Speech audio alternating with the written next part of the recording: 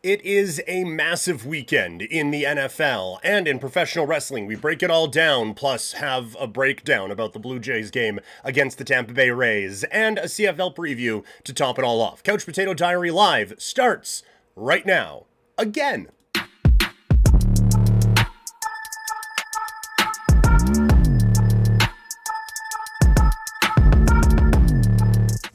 All right, welcome.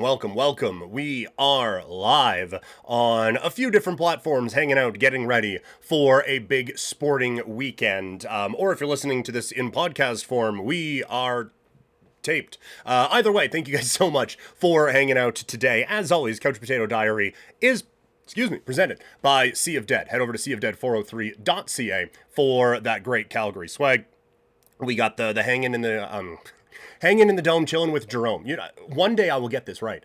We got those shirts out right now. All the proceeds going toward Kid Sport. Plus, we got Canon stuff out there with some more new stuff on the way. So a lot of fun things happening with Couch Potato Diary and with Sea of Dead. Also, make sure you get that energy. Head over to swiftenergy.gg. Use that code PKPrimetime for 25% off. So this one is your weekend preview. We're going to go through every game in the National Football League, break it down from just a picks gambling perspective, and going to look at it from a fantasy footballing perspective as well. So any fantasy football questions you guys have, let me know in the chat, and we will roll with all of those. I'll try to keep them contained to the games that they are pertaining to, but sometimes we can just get rolling on these. So go with that. We're going to do that. Recapping the Blue Jays game over the Tampa Bay Rays. Get ready for the weekend in the CFL as well. And then it'll be our wrestling preview, looking at AEW Wrestlepalooza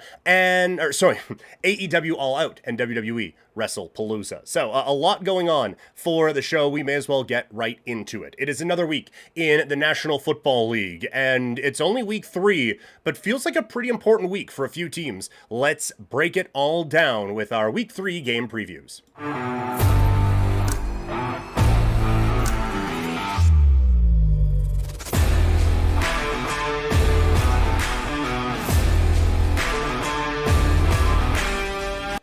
It is week 3 in the NFL. Let's get to it. We will start with the Vegas Raiders taking on the Washington Commanders. Washington is favored by 3.5 points in this game, with the total sitting at 44.5. I think this is going to be an interesting test for the Raiders, who defensively looked pretty good in week 1 against the New England Patriots and defensively looked pretty not good in week 2 against the Los Angeles Chargers. And Washington is a defense that I'm still kind of on the fence about. I think that there are some talented pieces, but they're a little on the old side. I think they are very well coached, but I do think that they are ready for a bit of a fall off. And you look at the two opponents that they have had, and we've had this with a few ones, where we talked about it in the Thursday preview with Buffalo against Miami. This is a team that in week 1 faced the Giants, who we don't think are very good.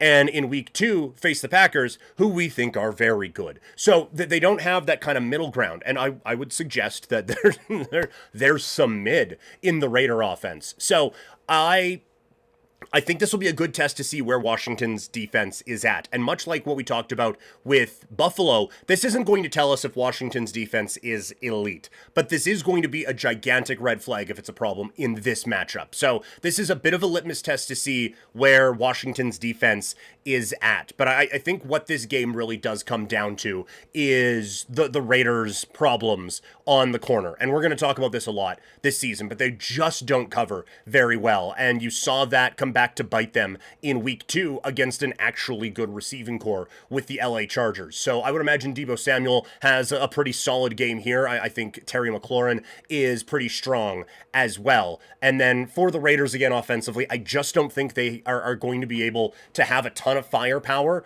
against a Washington defense that I still think is pretty solid. I think this is going to be a game where we feel okay about Washington's defense. And so I said this before, but missed last week because of some travel issues, and the declaration of this show was a pick per game. And so to keep the math working, we're going to do 2 picks this week. And so my picks here are Washington minus 3.5. I think their offense is going to be able to put up enough with the issues that the Raiders have in coverage that they're going to be able to get the job done and win this one by more than 4. But I do think the under hits here. I think Vegas has some trouble scoring, and I think that they're going to be able to limit Washington enough, probably more specifically in the run game, to keep this one under that total of 44.5. As far as the fantasy football aspect of it is concerned, I think that, obviously, for Washington, we're starting Jaden Daniels. And like I said, I think this is a game where you can start Deebo Samuel and the pass catchers for Washington and feel okay about it. I'm pretty sure Ertz is healthy. The Raiders have struggled against tight ends for 25 years. So Ertz would be a pretty good play for you this week as well. The running backs, I'm a little iffy on still, with Krosky Merritt and with Rodriguez. I think Vegas has enough on the interior that they're going to be pretty good against the run this season, so that is probably one where I think you have some better options. As far as the Raiders go, it's probably a no-go for me with Geno Smith this week. Genty, I'm still rolling with it. I can't imagine you have 2 to 3 better options at running back at this point in the season than Ashton Genty, so I think you kind of got to roll with it. Brock Bowers is an automatic one. Jacoby Myers is a fine wide receiver 2, 3 flex, whatever your league would suggest. I think he's going to be okay, but not a blow-away week for him or anything along those lines. So if you have any fantasy football questions, let me know in the chat, or if you're watching after, in the comments below. But those are my thoughts coming out of this game with the Raiders taking on the Washington Commanders. Up next, it is the Indianapolis Colts facing the Tennessee Titans. Colts favored by 4.5 with the total sitting at 43.5. For Indianapolis, the offense has been fantastic in the first couple of weeks of the season, and we probably didn't think this coming in, but this is going to be one of the tougher tests that the Colts face so far this year on defense. Now, I think Denver's defense is better than Tennessee's, so maybe this is overdoing that a touch, but I think the Tennessee defense is pretty strong. They just altered the contract a little bit with Simmons on their front line. I think he is a very, very solid kind of foundational piece on that defense. Man, I'm so into NHL stuff right now. I almost said on that blue line. But on the defensive line, he's a very, very solid piece that is just kind of foundational there. But I think what we are seeing with Indy is they actually have quite a few weapons that Daniel Jones is able to spread the ball around to. So I think Indy offensively is going to be fine. I think this is another one where their defense shines. They showed that defensively they can put a bit of pressure on quarterbacks in a couple of weeks. Like Tua had all kinds of problems with them in week 1, and then Bo Nix was running around a lot in week number 2. The big thing here for the Titans is trying to get that run game going. The Colts have done a pretty good job in the first couple of weeks, at least just eye test wise, of taking the run away from their 2 opponents and putting that pressure on the quarterback and trying to make this, in this case, it would be make Cam Ward beat you, which is exactly the defensive style that's going to give Tennessee problems here early in the season. So I like the Colts. I just think they have an edge right now, and I think 4.5 is...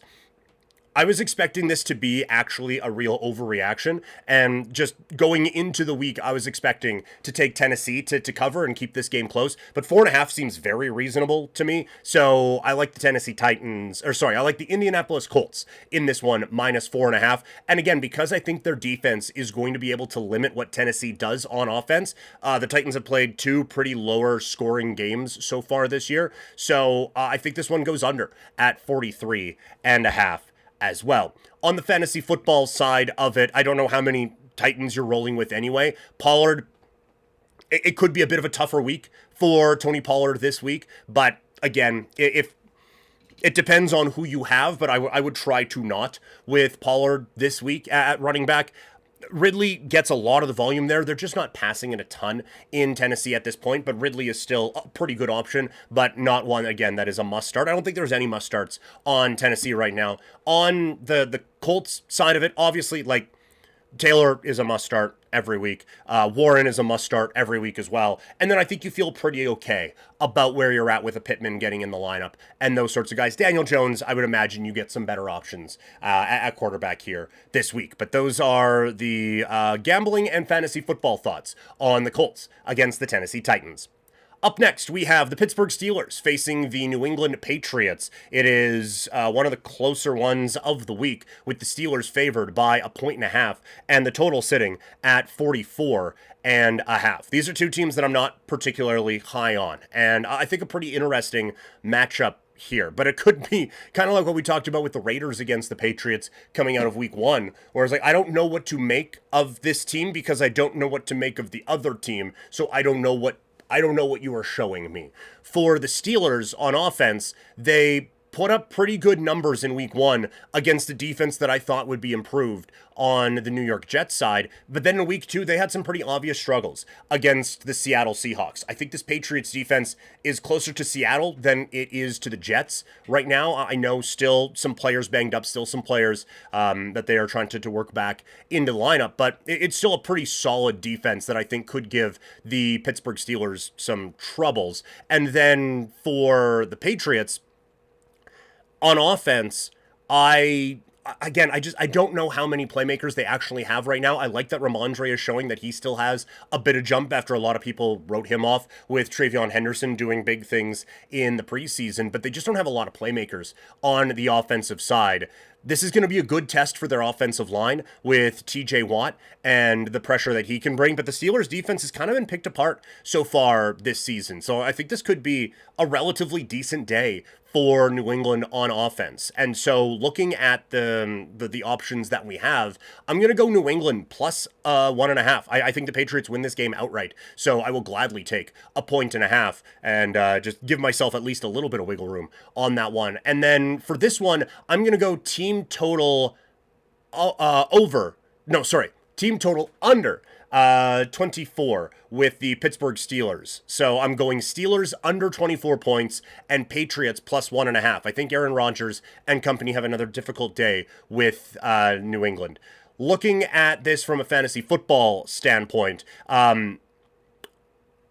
there's not a lot I'm trusting in this game. For the Patriots, like Ramondre, I think has shown that he's someone that you can trust. I think Henderson, you can probably wait on until he has a bit of a breakout game. Diggs probably has some flex appeal. Hilarious pun there. And like Drake May if you're desperate. But on the Pittsburgh side, Rodgers is a no. Warren probably. I think Jalen Warren has probably a pretty good game in this spot. But then DK, it would be tough to imagine you have more good options than him at wide receiver to the point where he's not starting in your lineup. But any of the other weapons, like whether it's the tight ends or like Calvin Austin or anything like that, probably not. I don't think there's going to be a whole lot of fantasy value in this game for me. So those are the thoughts there on the Steelers and the New England Patriots.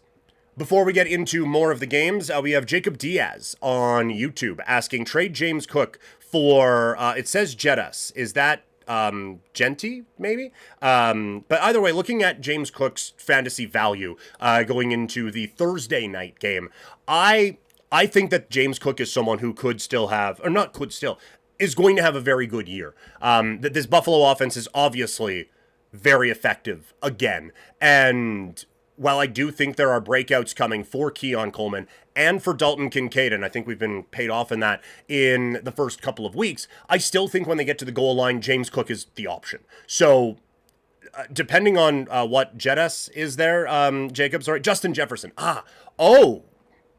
Okay. That is interesting because obviously Jefferson is going to have Carson Wentz throwing him the football for the next couple of weeks. That being said, he had a huge season with Sam Darnold throwing him the football. So, man, that is a very good question, Jacob Diaz. I would still say yes to trading James Cook for Justin Jefferson. I think Jefferson's the best receiver in football. And I think to a certain degree, he is quarterback proof.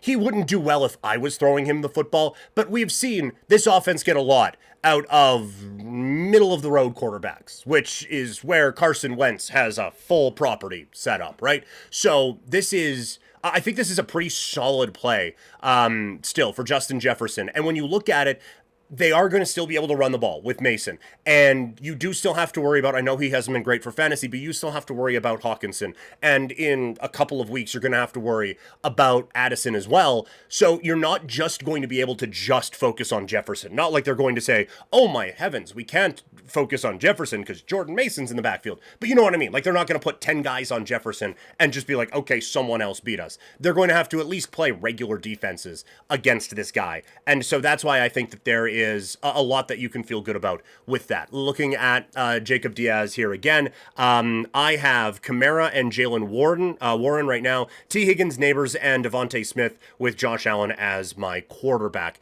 It does leave us a little bit lacking at running back, Kamara and Warren are both kind of running back twos, but then you could make the case you have 3 wide receiver ones, right? With Higgins, Neighbors, and Jefferson. So yes, I would say you can make that deal and feel pretty good about it right now. The Smitty is back. 2 quarterback Superflex League. Quarterbacks are Purdy's, Daniels, Browning, and Jones, and Rattler.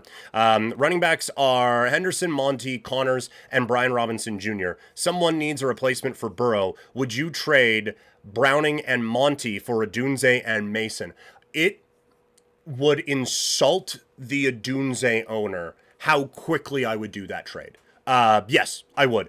I think, like, Browning, I understand he has the weapons to throw to, and you have the sneakiest of stacks with Browning and T. Higgins there. But when I look at that, like, I don't think he's that good.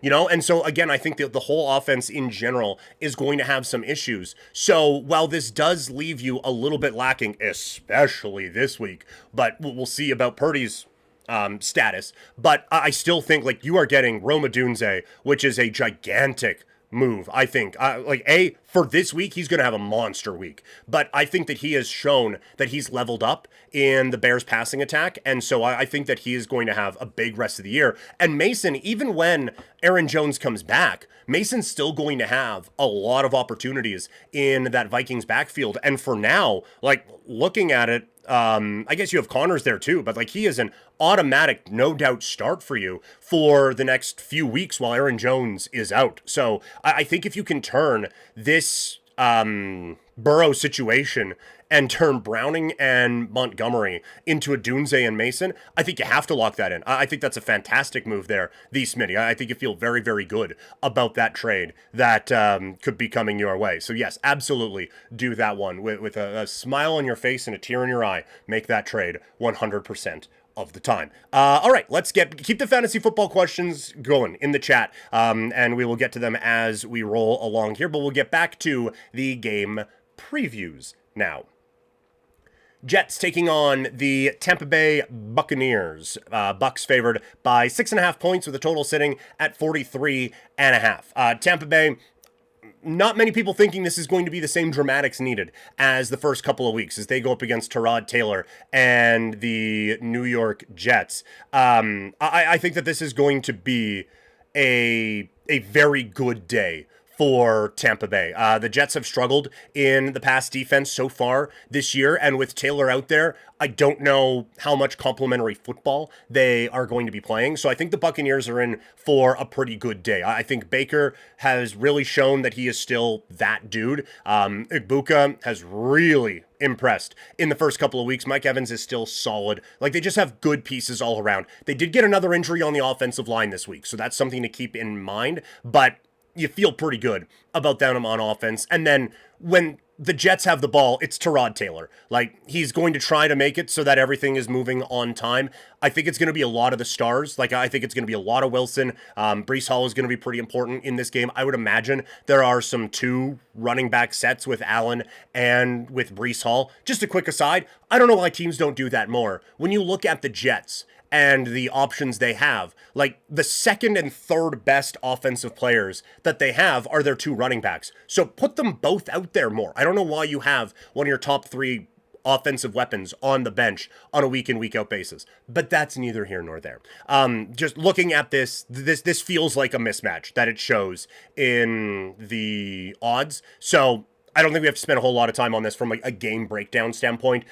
Tampa Bay's better all over the place. I love the Bucks here, minus 6.5. And our second play is Baker, over 249 yards through the air. From a fantasy football standpoint in this one, I think I've made it pretty clear. We're starting our Bucks this week, right? Baker feels like a very good start.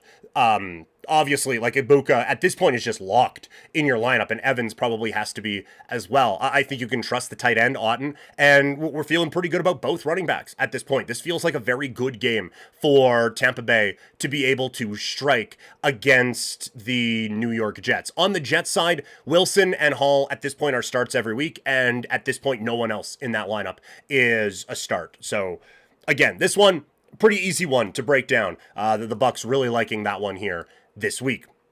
Another fantasy football question from JCup4 on Twitch. 12-man, half-point PPR. God, I gotta stop doing that. But half PPR. 1 quarterback, 2 running back, 2 wide receiver, 1 tight end, and 2 flex.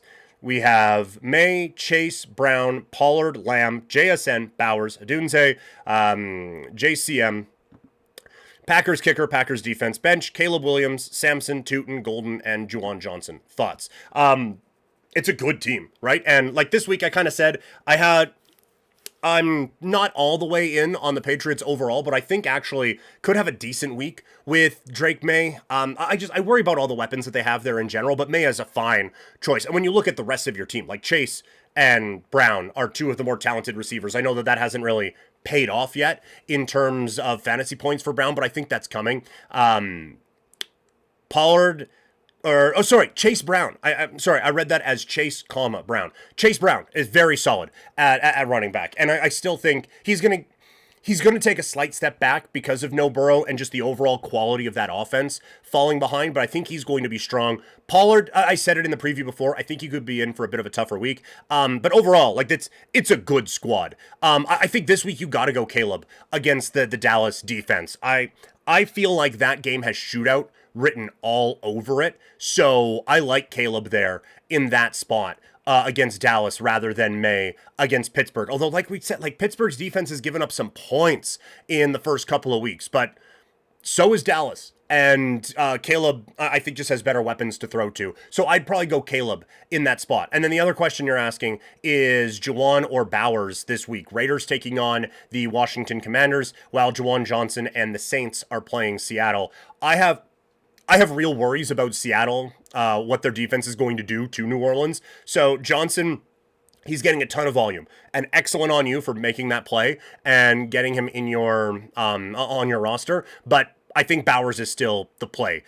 Washington's defense, is good, but I don't think it's great, and I don't think it's to the point where they're going to be able to take out one of the top tight ends in the league. So while I understand the question, I think for this week, the matchup for Johnson is so difficult that Bowers probably is the play here.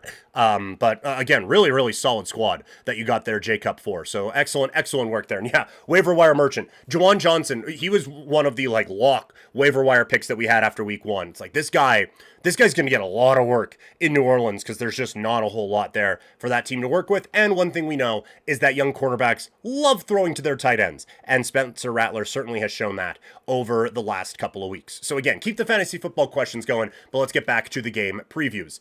LA Rams taking on the Philadelphia Eagles. Eagles are favored by 3.5 points. Totals at 44.5. The Rams are a team that I was not high on going into the season because of the back issues that Matthew Stafford was dealing with in training camp. But you watch this for the first couple of weeks. That defense is legit. It is a very, very good squad. We saw this young defense starting to come together last year, and now they are really putting it together in the first couple of weeks this season. Now, they've done that against a bad offensive line with the Houston Texans and a relatively bad football team in the Tennessee Titans. I think they're going to be better than what they're at right now, but at this point, that's not a great team that they are playing over there. So I like that. I like how that defense has played, but now they're going up against a juggernaut in this Philadelphia Eagles team. And I get they haven't put up major points in the first couple of weeks, but you look at week 1, they put up points on every possession until there was an hour and a half delay.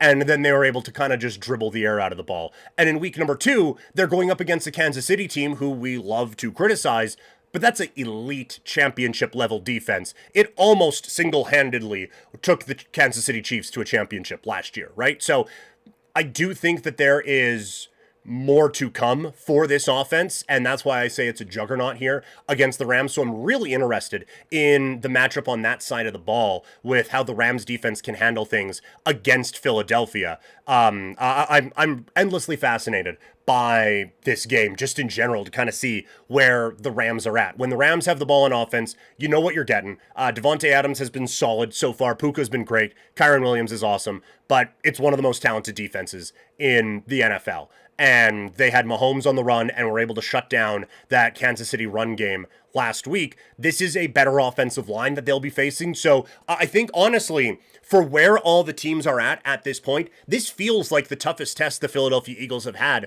so far, just in a styles make fights sort of a way. But until otherwise shown, we're going Philadelphia in these spots. We're going Eagles minus 3.5, and I'm also going to go on the under. I like both of these defenses, so I think it is yet another low-scoring game for the Philadelphia Eagles. From a fantasy standpoint, I mean, we're starting our studs, and I do still include A.J. Brown in our studs. So Brown, Smith, Barkley,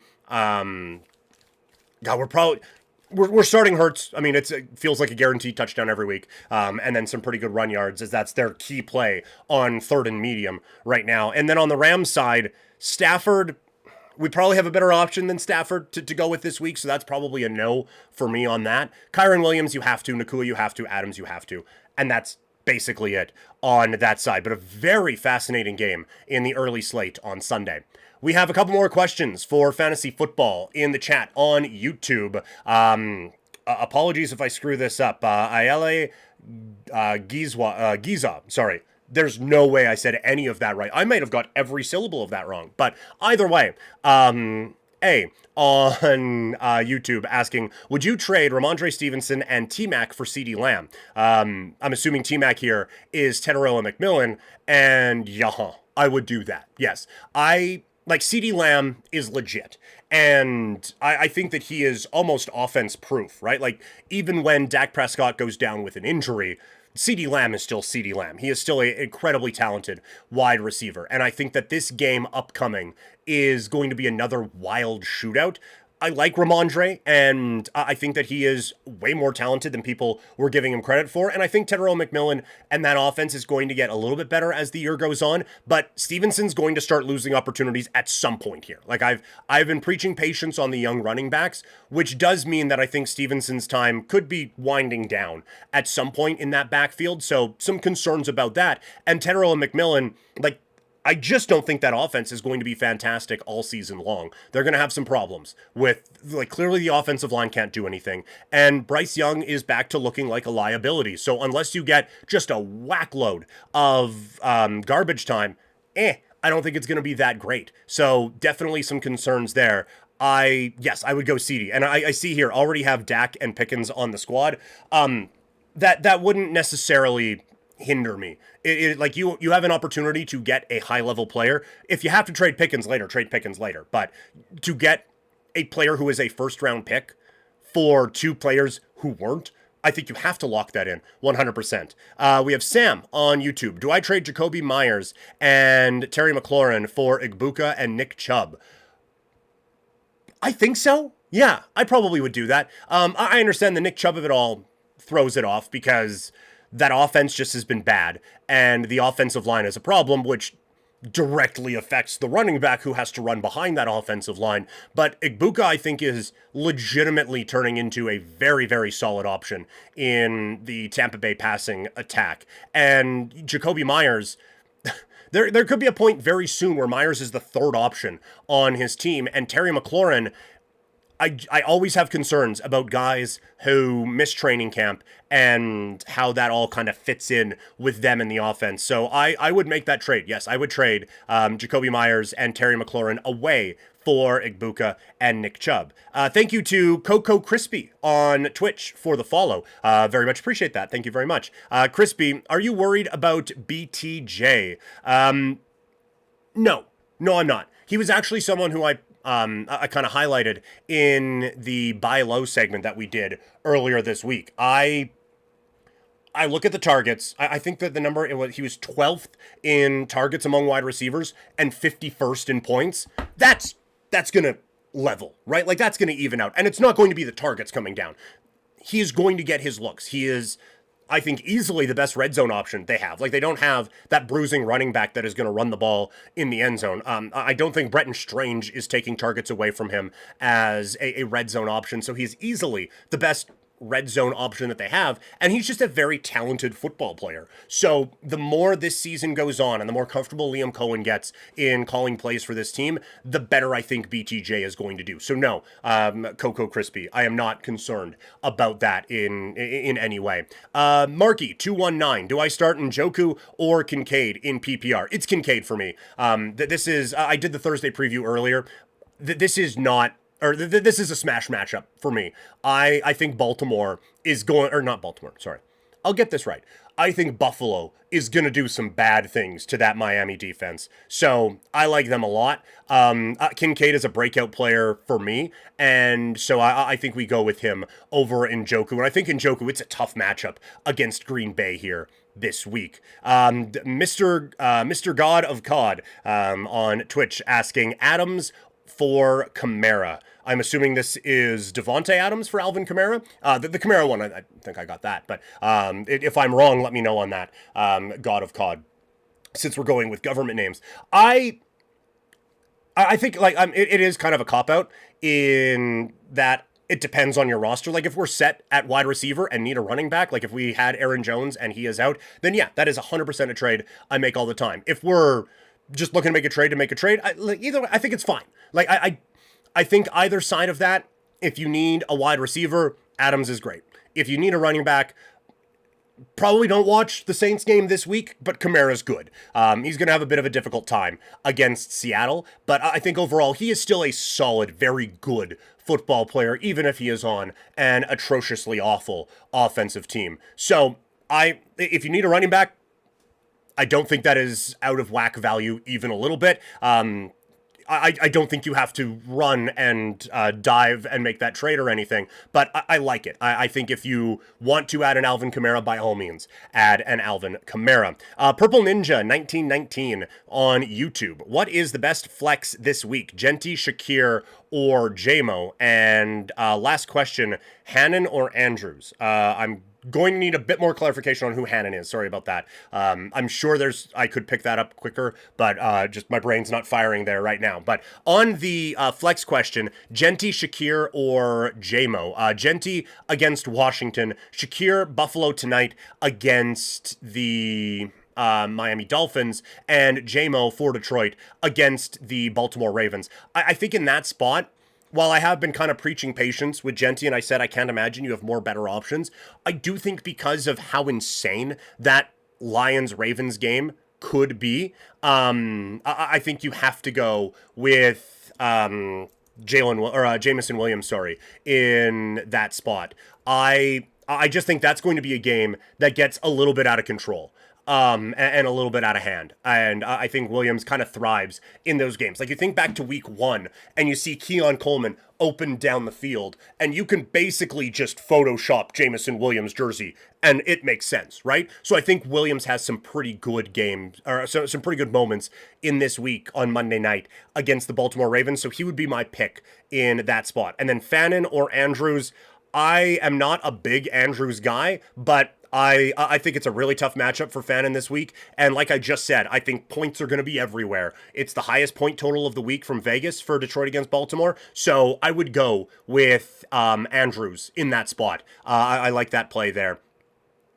If it doesn't work this week for Andrews, we've had a few questions about him throughout the week. If it doesn't work for him this week, it's a problem. It's a big problem. And we're getting into maybe you can just drop him territory. But for now, we're rolling with Andrews on that one. So those would be the plays there. Keep the questions coming. We are going to continue the game previews here as we roll through every game on the NFL schedule here on the stream. Thank you guys so much for asking all the questions. By the way, if you want all of this wherever you go, we're available in podcast form as well. Just search Couch Potato Diary wherever you get your podcasts, including on Spotify as well as on Apple. So it's not just on the streams, but if you want fantasy football advice, we're talking fantasy football every day throughout the week. Lock in on the podcast. Engineer, I see the question there in the chat. I will get to that in a second, but want to continue with the game previews that we got going on right now. Not the most exciting of games, but still want to get to it anyway. Next up, it is Atlanta taking on Carolina. The Falcons favored by 5.5 with a total at 44.5. Carolina's not a good football team is the best way I can kind of sum this up. They have looked pretty mediocre in 2 games against teams that also seem pretty mediocre in Jacksonville and Arizona. The big problem is on the offensive line, and we saw last week Atlanta and what they did to the offensive front of Minnesota. I think this is going to be a big problem again for Carolina. And I get they put on a big push for the end of that game, but Bryce Young looked bad. He looked really bad when that game was, at any moment that game was in doubt, Bryce Young sucked. And then in the middle part, when Arizona was like, defense optional, then Bryce Young is balling everywhere. So I guess you could hope for some garbage time here. But in terms of point spread, I think Atlanta wrecks them. And then defensively, Carolina did not put up a whole lot of resistance against Arizona, again, until the Cardinals kind of took their foot off the gas. And they had some problems with Jacksonville in week number 1. So I think Atlanta feasts here. I think Atlanta is a significantly better football team right now. So my pick for this one is Atlanta minus 5.5. And the other one, since I kind of explained it before, but we got some people popping in, I do a pick per game every week on the NFL thing, but had some travel issues last week, so I couldn't. So we're doubling up on the picks this week. I'm going Bryce Young over half an interception in this game as well. From a fantasy standpoint, I think I made it pretty clear. We're starting our Falcons this week. The Falcons defense was the waiver wire pickup of the week. Michael Penix Jr., I think we can roll with that. We said on a few guys here, you know what? I think there's better quarterback options out there. Michael Penix was the figure I had in my mind when I said that. You can roll with him. Hot take of the week. You can start Bijan Robinson. But honestly, I think Tyler Algier has a good opportunity to put up some fantasy points in this one as well. And any pass catcher you got on the Falcons, just throw them in there and roll with it. For Carolina, Hubbard is kind of the only auto play right now. Bryce Young is a very hard no at this particular time. And Tetero and McMillan, it would be tough for you to have enough options ahead of him that you're not starting him, but it's not an automatic that we're rolling with him as a starter here. And if you want home run swings, I guess Xavier Legette, but I I don't think this is going to be a very strong game for Carolina this week, whereas I think the Falcons are going to be able to feast. Let's take a look at some more of the questions from the chats that we have. We'll start on YouTube with Engineer. Actually, we'll start with Purple Ninja, who said that they subscribed. So thank you very much. I greatly appreciate that when talking about the podcast there, Purple Ninja. Thank you. Engineer, would y'all trade Brian Robinson Jr. and JMO for Travis Etienne? Oh, boy, that is... Man, I can't think rationally about Jameson Williams. He was one of my breakout players last year. Basically, if during the lead up to the season last year, if you took a drink every time I mentioned Jameson Williams, you have a problem now. So I am very irrational on him.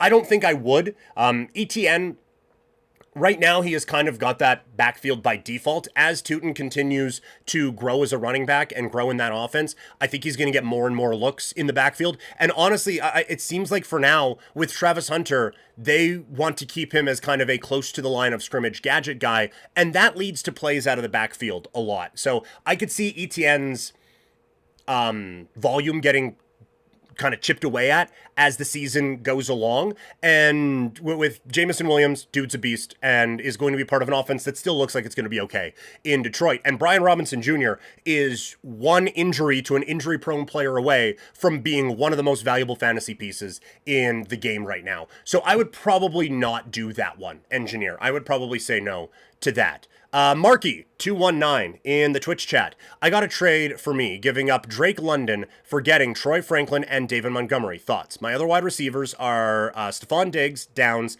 Quentin Johnston, Travis Hunter, and DJ Moore. My running backs are Genty, Chase Brown, Charbonnet, and Mixon, who is out.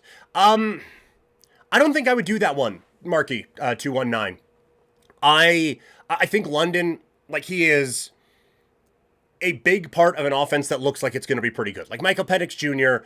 looks like he's going to be solid enough that it's going to be able to keep Drake London in as a viable option. Where Troy Franklin is just kind of one of the dudes in Denver, and David Montgomery, I'm looking at a running back list here right now, and I can understand some concerns about Genty, but when everyone's going, Montgomery would be your fourth best running back, and that's only because Joe Mixon is out, and then he'd be your fifth. So I don't think we need to be making this trade right now. I understand, we have a relatively decent wide receiver room, but I think right now our strength is running back. So we don't need to add anything more to that. If you wanted to do it, but then trade Brown and Charbonnet for something at wide receiver, then maybe, but now we're just getting busy for busy's sake. I think the play would be keeping Drake London on your team. I don't think we need to mess with the depth there right now. We got a pretty good squad everywhere else. Purple Ninja, who had asked earlier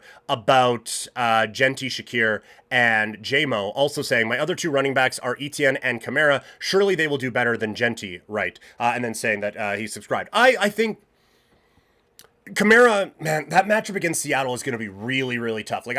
I worry that Seattle just blows them out. And defensively, Kamara, it's 17 carries for 55 yards, right? I worry that Seattle's going to do that to the New Orleans offense. But, Washington could do the same thing to the Raiders and Genty. And then ETN, Jacksonville against Houston. Again, that's a good defense. So all your running backs are facing good defenses this week. But you can make a very strong case, yes, that ETN and Kamara would do better than Genty this week. So yeah, I think that is probably very, very fair. Marky219 also saying, do I pick up Tyler Algier for any of the players I mentioned in the past? Oh, boy. In theory, when you said, do I pick up Algier? My first thought was, yes, absolutely. And then looking at the roster, probably not. I think, Hunter, like I said, I think he's going to get more and more in that offense as the year goes on. Quentin Johnston, if he can hold on to footballs, dude's going to be great. And so far, he's catching them. Downs has an opportunity in an offense that looks significantly better than we thought it was going to be. And Diggs is the best pass-catching option on the Patriots, I guess, aside from Ramondre coming out of the backfield. But I don't know if we're dropping anyone for Algier. But, man, Algier just sitting there feels like a waste. So honestly, you were about to make a 1-for-2 trade. See if you can quickly get a 2-for-1 deal out there and then be able to pick up Algier. If we could combine again, a Brown and a Charbonnet for someone and then go out and pick Algier, we got a solid running back room on our hands. But just a thought there. But yeah, keep the questions coming. This has been a whole lot of fun chatting with you guys here today. Let's continue on in what looked like a really intriguing quarterback battle. Now looks like a really bad quarterback battle with Cincinnati taking on the Minnesota Vikings. Injuries, the main story with the Vikings and the Bengals. Minnesota favored by 2.5 points in this game with the total sitting at 41.5. This is a very awkward game. We are looking at two backup quarterbacks on two teams that have some incredibly talented pieces. When Minnesota has the ball, Carson Wentz, as part of this offense, like there is a part of me that is just wondering, O'Connell got a lot out of Sam Darnold a year ago. And if we had come into this season with Wentz as the no doubt number one starter in Minnesota, would we be saying like, hey, Sam Darnold vibes from a couple years ago? Before that, it was Baker Mayfield. Before that, it was Geno Smith. I might have my order mixed up on those two, but you remember what I'm saying anyway. Like, I wonder if Carson Wentz with this offense, like I'm just going to assume that Kevin O'Connell can get a lot out of a human being who has played the sport before. So I think Wentz is going to be fine in this matchup. I was big on Minnesota throughout the year, throughout the preseason leading up to the year, because I like the rest of the roster that they had around JJ McCarthy. And so, again, I still think it's a good roster for Minnesota going into this game against the Bengals. I still think the offensive line is all right, even though they had some troubles last week. Mason's a strong running back. Jefferson is the best receiver in football, and I know who he's playing against this week. But still, I still think Hawkinson has a lot more to show with what he can do at tight end. And then with Addison coming back, not this week, that doesn't help. But Naylor is a fine wide receiver 2 option, but he's a lot better as a number 3. And then you see he's going up against the Cincinnati defense. That sucks. It's not good. It's not a good defense at all. So I like Minnesota here because, like, with Browning, I don't think he's all that great. And I think the Minnesota defense is actually really good. I know that some troubles against Atlanta there as that game went on. They were just on the field a ton and really forced a boatload of field goals until Atlanta's able to strike for a touchdown at the end of that game. So I think this defense causes some problems for Browning and the Bengals offense this week. So I like Minnesota here to cover 2.5 points. Now, there's a limit to it. I think we're going under on this one as well at 41.5. From a fantasy football standpoint, I really do like looking at, obviously, like, I like Jefferson, big note, but the way I was going there is Mason. I like the opportunity that he has. I think he's a really strong running back, and like just seeing quite a few people putting him out there this week, he's got the backfield for 4 weeks. Think about that. He's got a great setup right now in Minnesota. I think he's going to be a real big fantasy player going forward with this team. And so I like him this week. I'm still holding out hope that Hawkinson has a big week here, as well as the pass catching option aside from Jefferson with Minnesota. It would be a ballsy ass move to put Carson Wentz in. And look, I did a DraftKings lineup before. I thought about it. A nice little Wentz Jefferson stack, and that might still be just one you kind of throw it out in a tournament or whatever. It's tempting. I have no respect for Cincinnati's defense. That's where this is coming from. So I like a lot of the options for Minnesota. On the Bengals side, we're starting everyone. Not Browning, but we're starting Brown. We're starting Chase. We're starting Higgins. We're probably leaving the tight ends alone. So, the Bengals, the big options that are available to you to start, we're still rolling with and still feeling pretty comfortable there. But it's going to be an interesting game to kind of see how both these teams are at with the injuries right now. Let's get back into the fantasy football conversation right now. Also, thank you to Marky219 for the follow there on Twitch. Greatly appreciate that. Thank you. Back with Purple Ninja 1919 on YouTube. I have Baker and Stroud as my quarterbacks with Browning, Wentz, and Penix on waivers. Should I replace Stroud or just keep for now? God, like I understand the thought of dropping CJ Stroud. Like, it would just pain. I think my phone would explode if I dropped Stroud for Wentz. Like, just, I am not criticizing the thought. It is just the principle of it. I have to believe it's going to get better for CJ Stroud. He's so good. Like, he's a talented quarterback. Doesn't have time to show it, but he's a talented quarterback with a legit number one wide receiver to throw the football to. Like, how bad is that offensive line that they can't get anything going? But I do think, like, the matchups have been tough for Houston so far. Very fascinating matchup. We're talking Jacksonville, Houston next. Very fascinating matchup when it comes to Stroud at quarterback against that team in Jacksonville to see where really is this at. But I just think he's too good to drop right now, so I would hold on to him at this particular time, just based on the talent. Marky219, again, who do you think I should trade as my team is 0-2, or how do you think I should counter that trade, do you think? So again, to recap, it was Drake London for getting Troy Franklin and David Montgomery. Like, London would be one of the things that I would hold on to at this point. I still, like I said, I think, like, Charbonnet, it would have been a bit easier after week one, but I still think Charbonnet could have some value out there. Honestly, if we could do like a Chase Brown, Quentin Johnston trade and see if we can upgrade one spot there right now. Like, I look at this team that you have here, Marky, and I think Genty is going to progress as the year goes on, but obviously he's not returning the value on whatever you spent for him, whether it was a first round pick or high capital if we're doing an auction or whatever. So obviously, like, that has been disappointing, but I look at this and I don't think we need more depth. I think we need more game breakers right now. So I would be trying to package a 2 or even 3 for 1 to try to upgrade one of these spots instead of just trying to spread the depth around right now. So, Genty, you're not going to get a lot of trade value for at this particular time. Brown, I still think is probably going to have some value. And if you want to give a bit of a sales pitch, just to pitch it as like, what, they're going to have Jake Browning thrown 100 times? No, we need the running back. Bad quarterbacks with bad offensive lines, dump it off to the running back. Chase Brown's that running back. So try to sell it that way. But Brown, Quentin Johnston, and just spam him with that gif of my guy getting open against the Raiders on Monday night.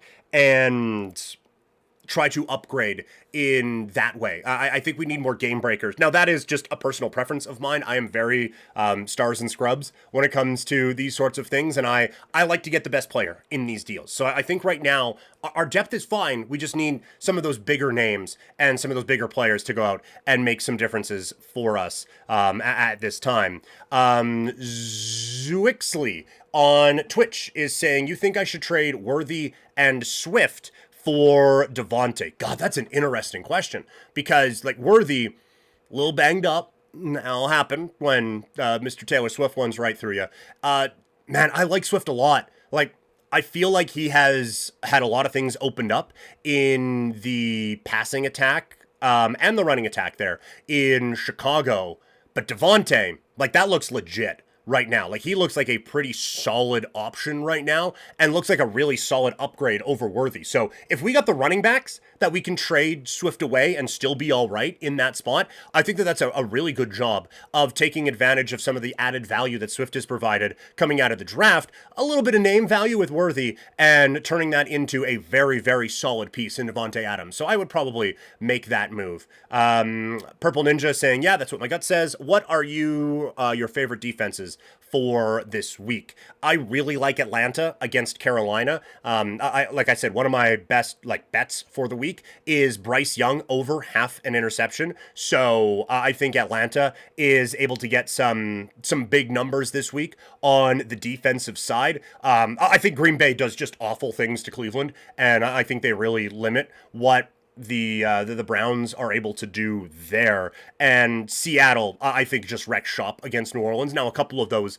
aren't going to be readily available, but Atlanta was kind of my waiver wire pickup of the week. I think they have a good week here against Carolina. That would be the play that I would make.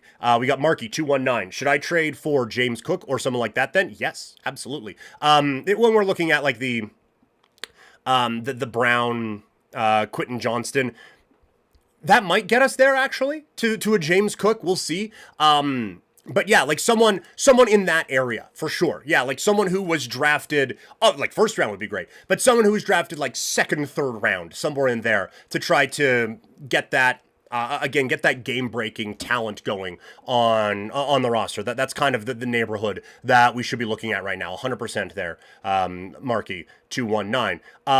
Axes on Twitch. I believe I'm saying that right. Actually, I believe I'm not, but I'm hoping I am.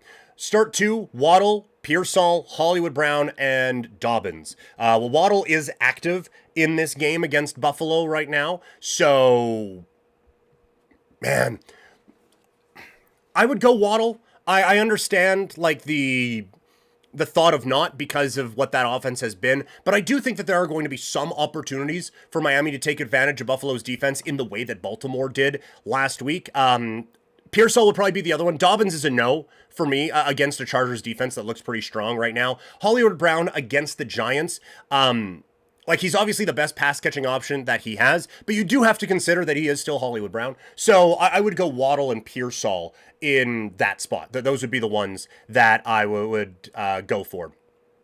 Marky219, maybe Quentin Johnson and Chase Brown for Odunze and James Cook or something like that. Yeah, I think that is very, very valid to be asking for.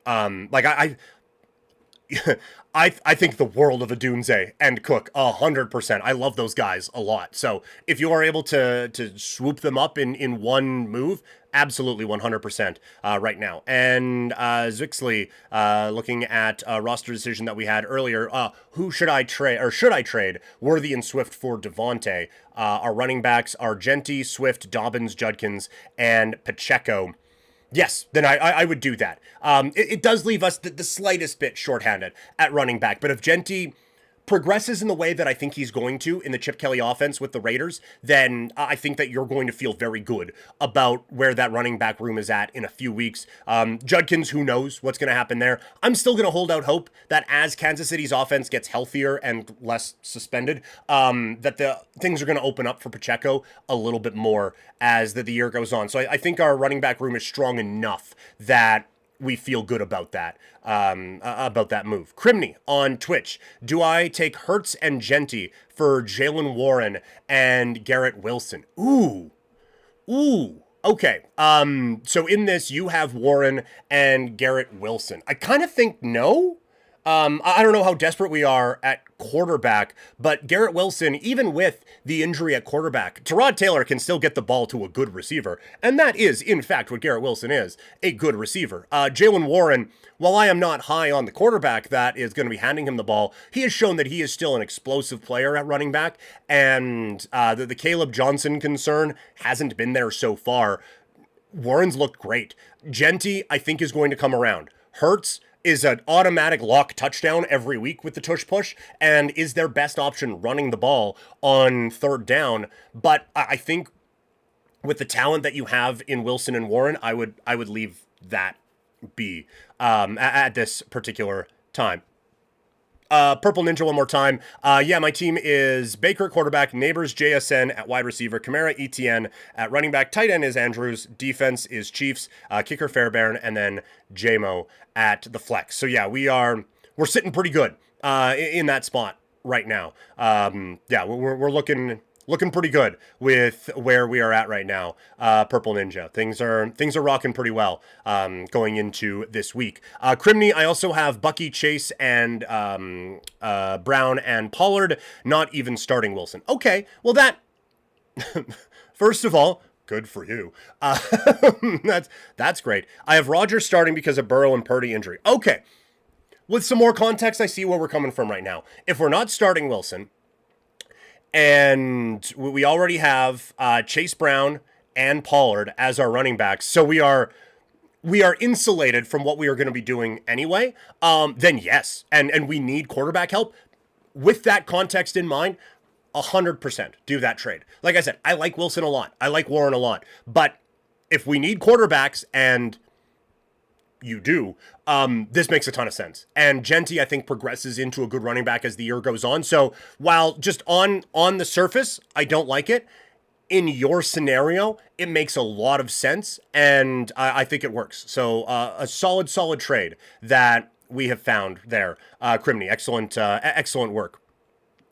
Purple Ninja one more time. Hold off on trading for now. Right now, bench is Genty, Shakir, Devontae, Fannin, Diami Brown, Bateman, and CJ Stroud. Yeah, we're we're set pretty well there. Purple Ninja. That's a good squad that we are rolling with at this particular time. So some good days ahead, fantasy football wise, for you. Let's keep the game previews coming. Like I said, keep the chats going. If you're watching this after the fact on YouTube, where I post all the videos from the live streams, leave anything in the comments. I get to everything that you guys are asking. So we can keep the conversation going. But right now, let's get the game previews back up and running with the Houston Texans taking on the Jacksonville Jaguars. It is the team that was the favorite in the AFC South against the team that's supposed to be the favorite in the AFC South after they drafted who was supposed to be a franchise quarterback. It's Trevor Lawrence taking on CJ Stroud with the Texans looking for their first win. Jacksonville favored in this game by 1.5 with a total at 44.5. I think this is where we start to see CJ Stroud and the Houston Texans in a bit of a better light. I don't think it's going to be a dominant game for them by any stretch of the imagination, and I have concerns about what Josh Hines-Allen is going to do against this Texans offensive line, but I still think that Stroud, given the matchups he's had so far this season, has been put in some tough spots.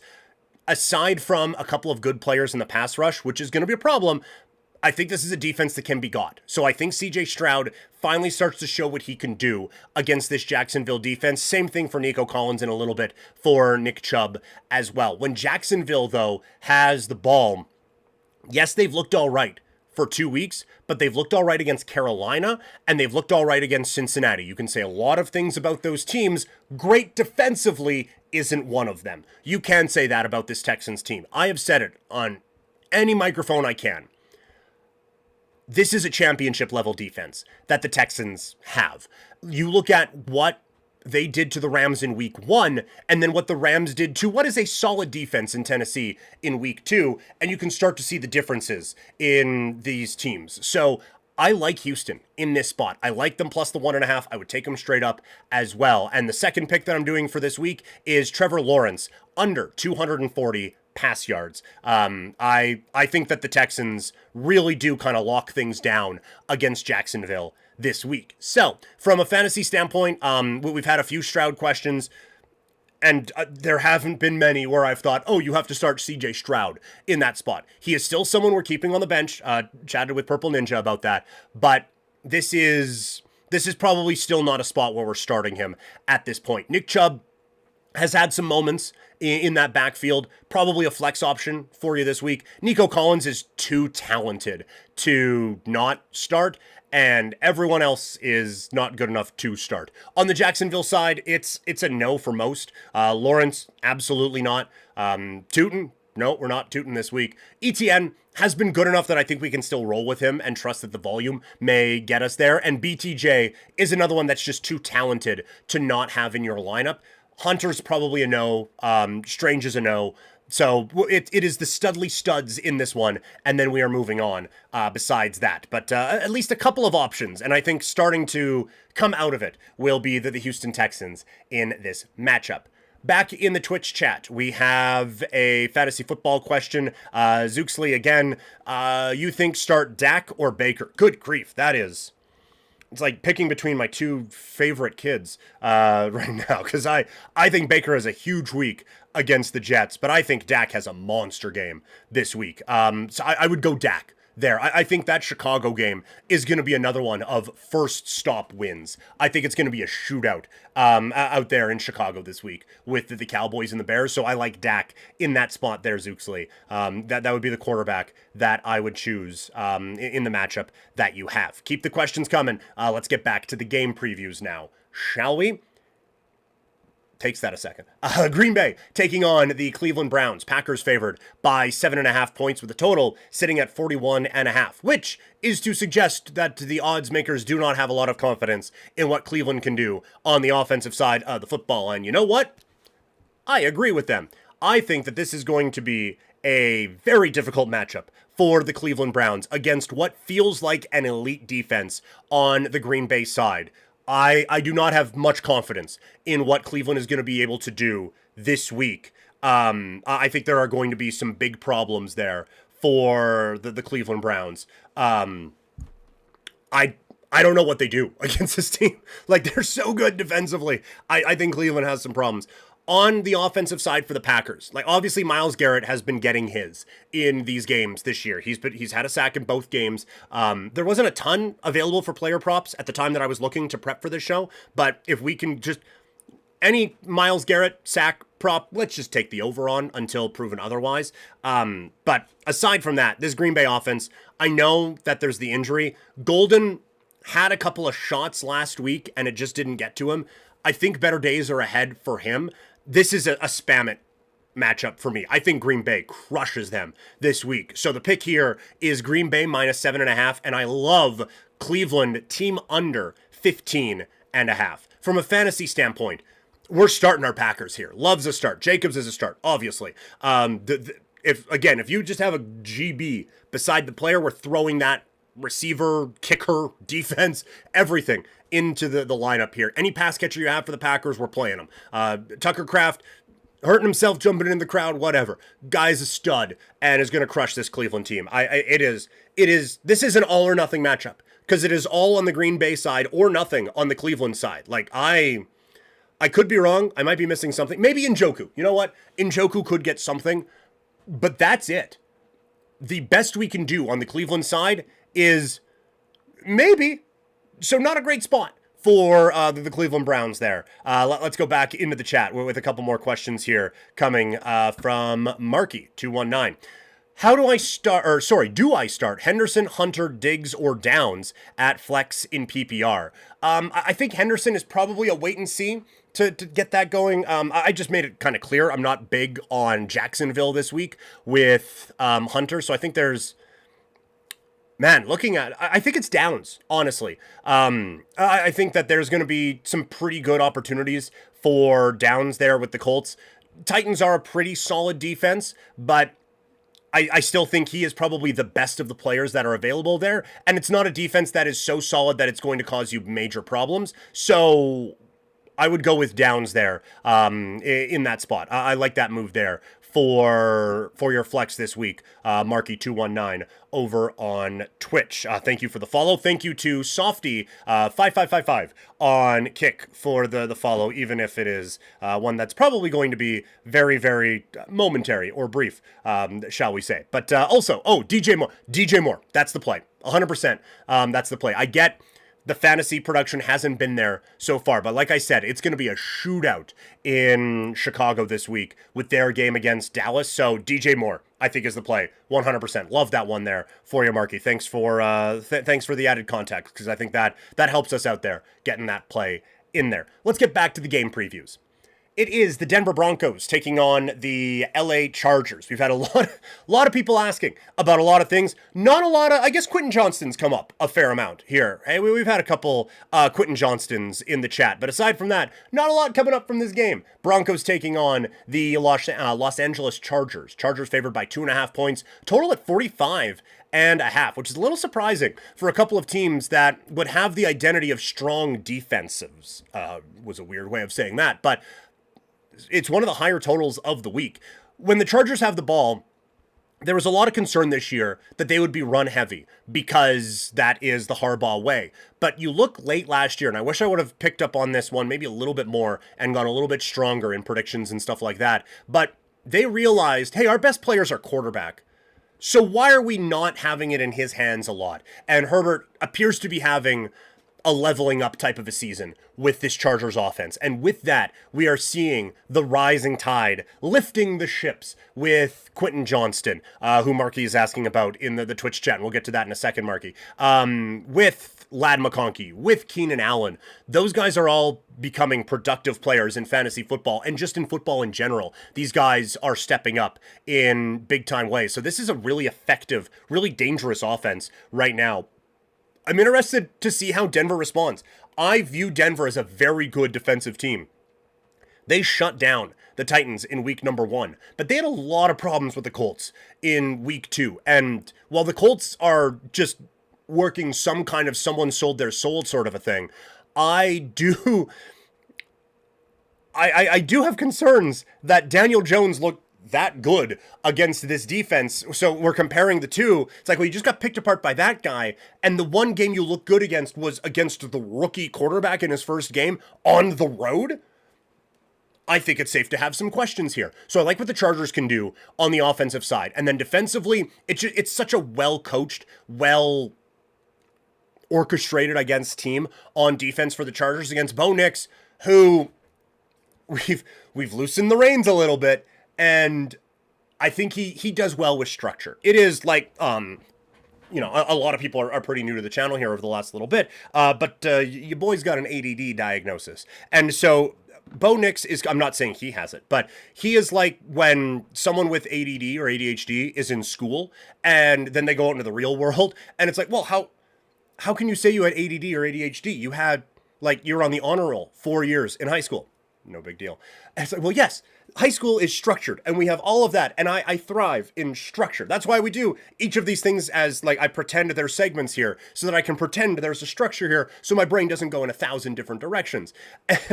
But then you get out into the real world and, oh my God, that structure is gone. And maybe I thrive in a much more environment. That's the same for Bo Nix. Everything last year, it was structured. It was let's keep the trains going on time. Let's keep both hands 10 and 2 on the steering wheel. Let's keep it between the white lines. He was that, and he thrived in that. Now it's like, you know what? We trust you. Get a little bit crazy. Get some improv going out there. And all of a sudden, he's running all over the place when he doesn't have to. He's throwing and making bad throwing decisions and not making the best, most effective play for this offense. So I think a bit of a lack of structure has affected Bo Nix so far this season. That was a really wide way to get to the fact that I think Bo Nix has been okay this year. And I think it's going to be a tough matchup against this Chargers team. I think with Bo Nix running around, trying to make some plays like that, and Derwin James lurking in the secondary, I think problems could be had here. So I like the Chargers in this spot. I like them -2.5.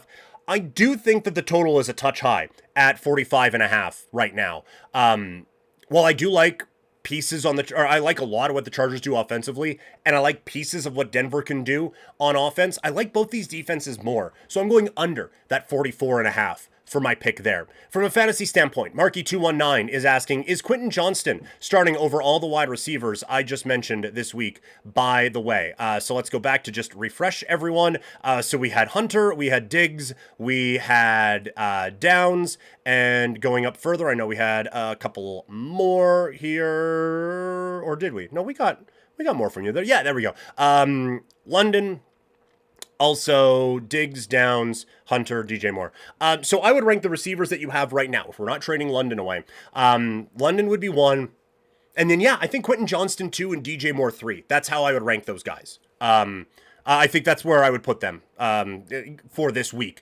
And probably season long as well, if that helps at all. But yeah, I would go with those guys. I think Quentin Johnston, drops are the big concern. But it's also something that can get fixed with time. And it's something that I feel like Harbaugh specifically would really want to fix. So I think there could be some breakout value here with Quentin Johnston. So I'm liking my Chargers this week. Even if I think this is a game that goes under the total, I still think this offense is good enough that McConkey, that Quentin Johnston, and that Keenan Allen could get theirs in.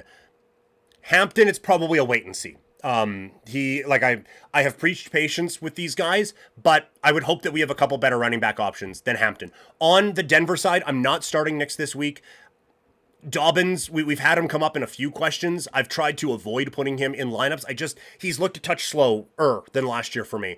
And against this Chargers front, that gives me some concerns there. So that would be an avoid. Cortland Sutton, I think, is probably going to do okay in this matchup, but that might be the only Bronco that I'm really liking in this game. So an interesting AFC West test ahead.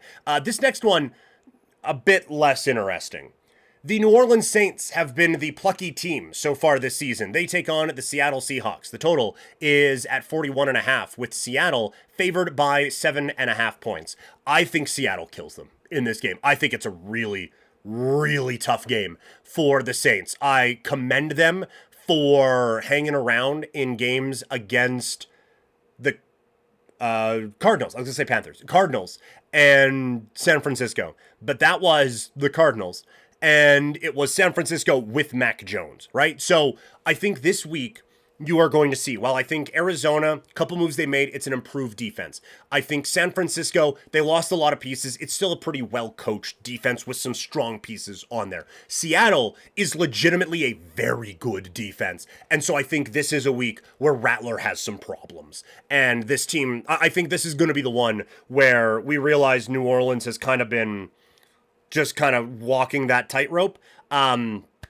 This is the week they get knocked off of it. I think Seattle comes in and just destroys them. I don't think New Orleans has enough on their defensive front to really cause the commotion that you need to throw off Seattle. I know they have a couple of pieces, but so did Pittsburgh, and they doubled up on the Steelers last week, right? So I think offensively, they kind of take it to them, but just defensively, honestly, I think Rattler could have under 100 yards passing. Like, that's where I think the lockdown can really come in this matchup. So I love Seattle, minus 7.5, and I think New Orleans is under 15.5 right now. That's my other play for this game this week. From a fantasy standpoint, I think we can start Darnold. I feel pretty good about that. I think I'm comfortable with both Seattle running backs right now. They've both had some big moments, and, like, for Kenneth Walker, he has the big game last week, but Charbonnet has outsnapped him, I think, in the first couple of weeks this season. So I think both of them are going to have their options. JSN is at this point a no-brainer start. And Cooper Kupp, I think you can feel comfortable putting him in there. For the Saints, it's Kamara, and that's probably it. Like, I guess Olave, too, if we have him, get what you can out of it. But like, even Shaheed, I have to start him in the Vampire League this week, but I would try to not with Shaheed on the New Orleans Saints. Let's go to a key division matchup early in the season. Arizona taking on the San Francisco 49ers. San Francisco favored by 2.5 points. Total is at 44.5. This is a really interesting matchup. I'm for those either watching this after the fact or listening in podcast form on Couch Potato Diary. We're taping this on Thursday. Adam Schefter tweeted out just a few moments ago, if we could pull it up, for the second straight day, the 49ers listed Brock Purdy as a limited participant in practice due to his toe and left shoulder injuries. So I'm not optimistic that even if he plays, he is going to be at the fullest extent of his capabilities. And so while Colin Cowherd can get all hot and bothered about Kyle Shanahan getting a lot out of Brock Purdy this week, out of Mac Jones last week, I feel like Arizona does provide a little bit more resistance than New Orleans does. And that scoreline against Carolina would look a whole lot better if they just kept the foot on the gas the whole time.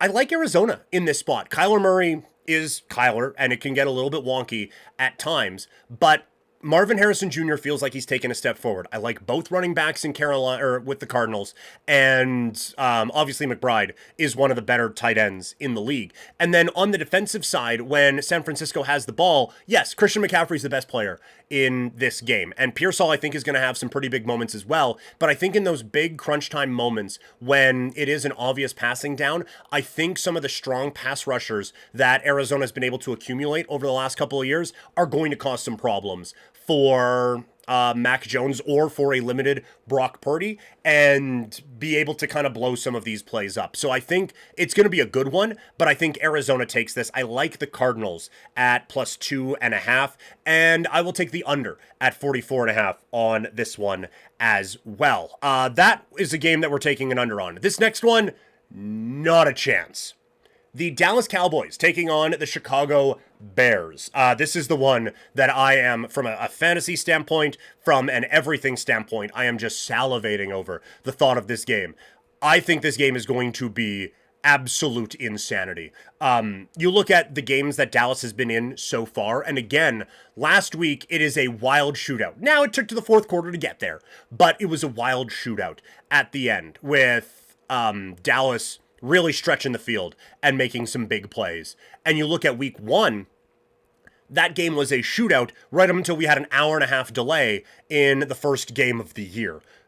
It's a weird one, right? But I think when you look at this, Dallas's offense has been able to put a lot together. The run game has been so much stronger than people are expecting. And I think Dak's looked good. I have liked a lot of what Dak has been able to do so far this year through the air. CeeDee Lamb is a stud. I remain skeptical on Pickens, but they have enough other like Turpin and Tolbert and those guys, that they can put a lot of points on the board pretty quickly against Chicago. And the Bears defense, I'm still hoping that there is a step forward for this group this year. I thought they were kind of underrated a season ago.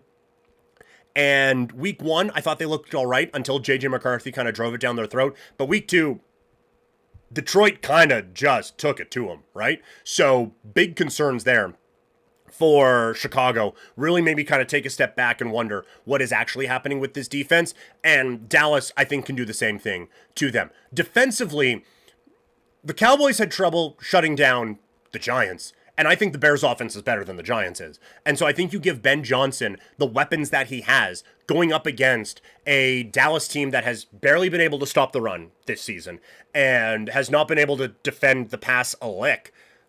I think this is going to be a good night for Chicago's passing attack. So it really is going to come down to who can get enough stops on defense to kind of keep this one close. I do think Dallas gets there. I just think that their offense is a slight touch above what Chicago can do. Both defenses, it's kind of a wash right now. I do like the coaching on Chicago a little bit better, but I just think Dallas right now is a better football team. So I like them -1.5. And the other play this week is DeAndre Swift over 57.5 rushing yards. I've really liked what he has done so far. Nothing from Monangai or Roschon Johnson has knocked me away from that. So I like what this team can do with DeAndre Swift at running back. So I'm going over 57.5 for that one. Looking at this from a fantasy standpoint, it's everybody. Dak, we're starting. Williams, we're starting. Honestly, I'd be fine if you threw Miles Sanders in there. CD, obviously. Pickens, begrudgingly. I've picked up Turpin in a couple of, like Turpin, Tolbert, those guys in deeper leagues, we're throwing them in there.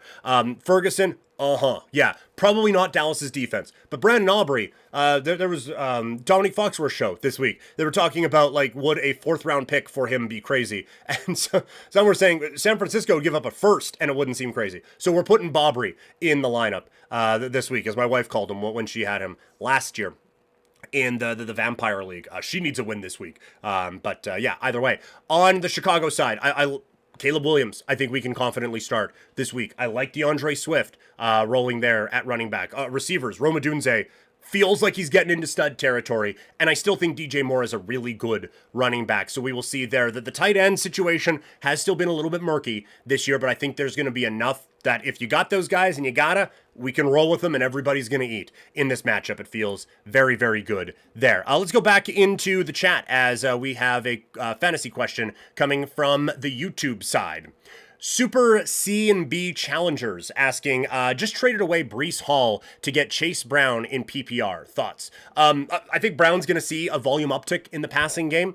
I do like Breece Hall quite a bit. I just think in general, people have kind of forgotten how talented he is. But I think that's a fine play. Like I said, it's an offensive line that's bad. It is a quarterback who's not good. And so that can lead to a lot of dump-offs to the running back. So I can see where the strategy is on that one, and I don't hate it. I think that's a pretty good move there. Super C&B Challengers. I like that one. A pretty good move that you were able to pull off to get the running back for the Cincinnati Bengals. All right, we have a couple game previews left. We're going to go to prime time.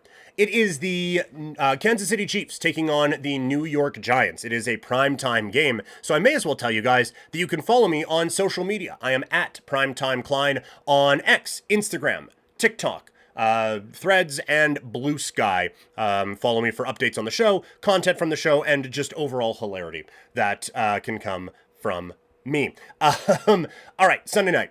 Kansas City taking on the Giants. The Chiefs are favored by 6.5 points with the total sitting at 45.5. This is a must win for Kansas City. Week 1, tough matchup. We're on another continent taking on a Chargers team that everyone has kind of figured out is really good.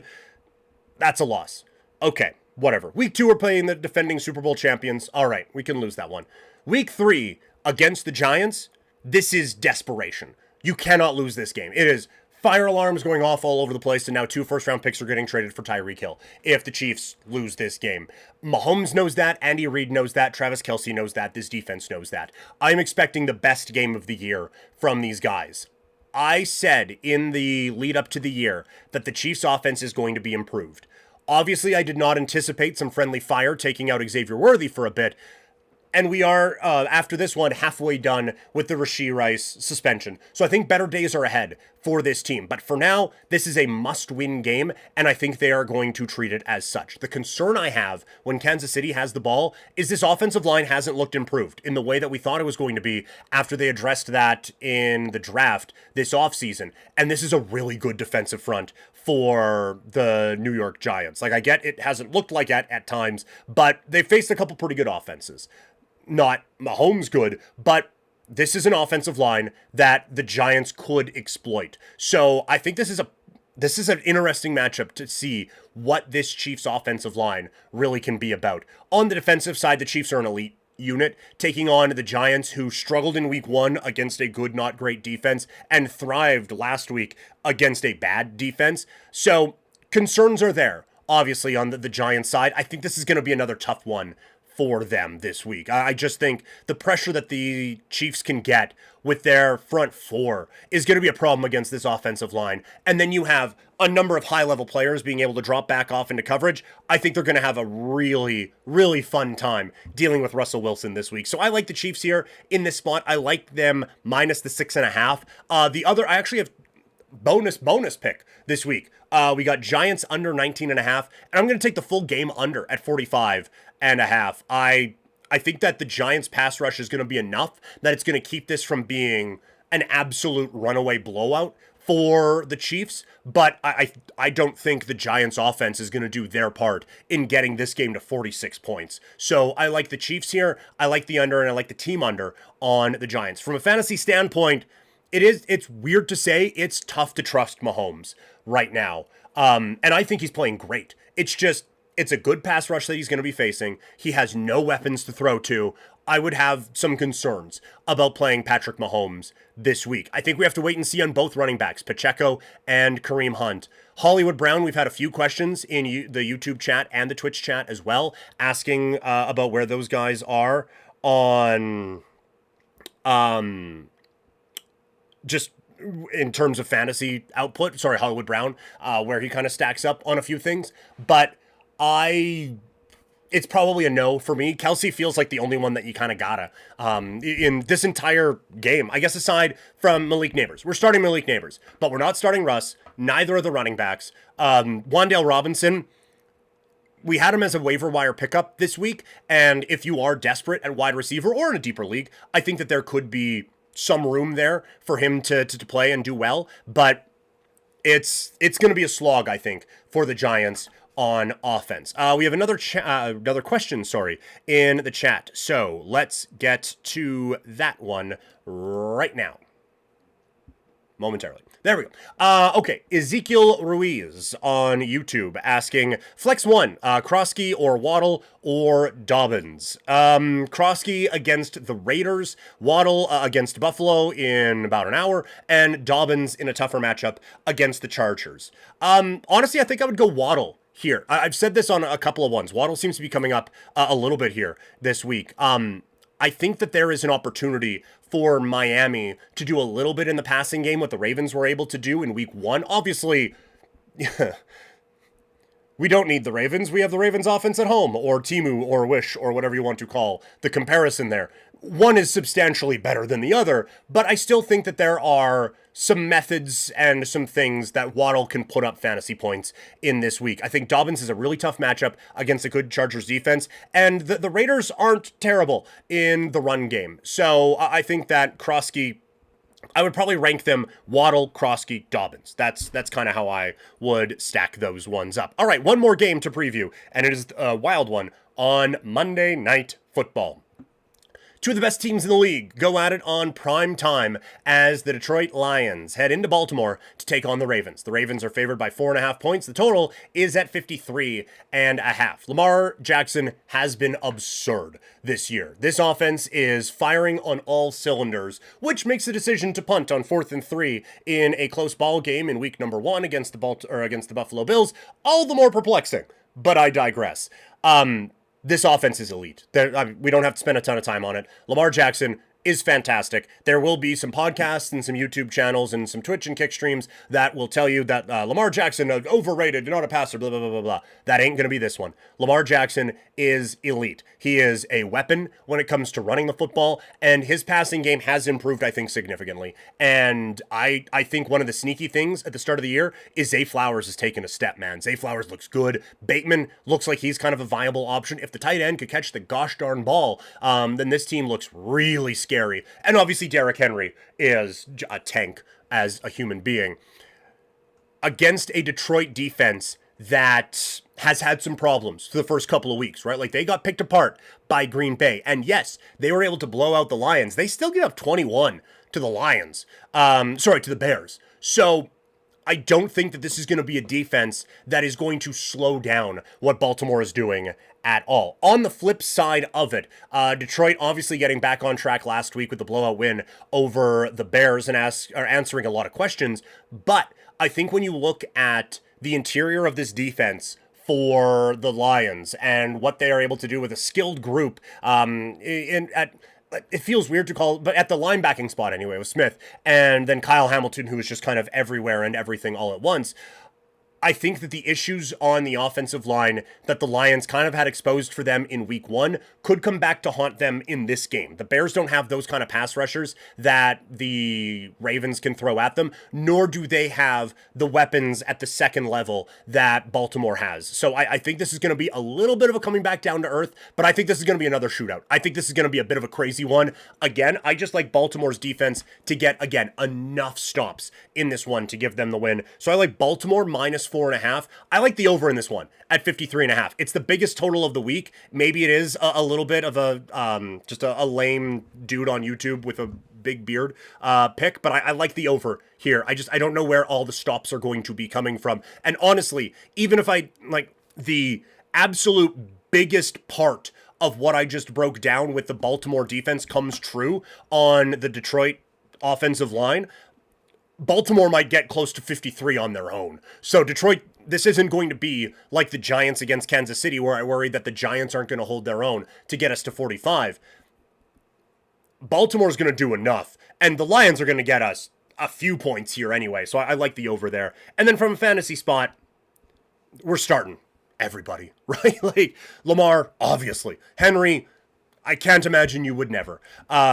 Zay Flowers, I think we start. Even deeper leagues, Rashad Bateman is a go. And we've had a couple here. I like Kincaid over Mark Andrews. We had that a couple days ago. But we've had a couple for Andrews here today. And I've liked Andrews more than most at the tight end spot. So he is a play for us for sure. Even Nuke Hopkins, if you're in a deeper league, the guy's he was a waiver wire pickup for us this week. If you've had some injury problems there, I don't know which ones they would be, but if you've had some injury problems at receiver, I think Hopkins is an opportunity. They like him in the red zone quite a bit, so there's some chances for him to score as well. On the Detroit side, I think you can start Goff pretty confidently. I think I'd be okay with that. Obviously Gibbs, probably Montgomery as well. There's never a world where you're not starting Amon-Ra St. Brown, and I think Jamison Williams gets his as well, and Laporta. So big days had for all in the fantasy football world for this game. We got another one here coming from Marky on the Twitch chat. Marky219, thoughts on RJ Harvey? Someone in my league dropped him. I think that he has a tough spot among the rookie running backs because he has the coach who is the most stubborn when it comes to trusting the rookies. Like, Genty is going to get his. Hampton's going to be fine.